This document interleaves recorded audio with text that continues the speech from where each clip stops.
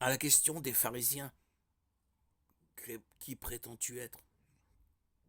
Jésus a répondu, votre ancêtre Abraham a été rempli de joie à la pensée de voir mon jour. Il l'a vu et il s'est réjoui.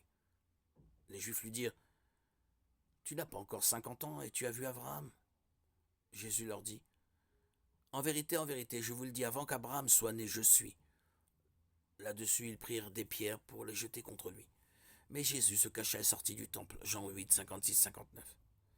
La violence de la réaction des Juifs à son affirmation je suis montre qu'ils ont parfaitement compris ce qu'il voulait dire. Ils s'identifiaient au je suis de Dieu en Exode 3,14. Si Jésus avait voulu tout simplement dire qu'il existait avant l'époque d'Abraham, il aurait dit avant Abraham j'étais. Les termes grecs traduits par soi pour Abraham et par suis pour Jésus sont tout à fait différents. Les mots choisis par l'Esprit expriment clairement qu'Abraham a été fait, alors que Jésus existe toute éternité. Jean 1.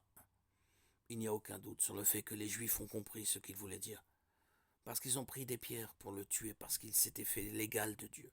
Jean 5, 18. Une telle affirmation, si elle n'était pas vraie, eût été blasphématoire et le châtiment prescrit par la loi de Moïse aurait été la mort. Lévitique 24, 11, 14. Mais Jésus ne blasphémait pas. Il était. Et il est Dieu. La deuxième personne de la Trinité, à tout égard égale au Père.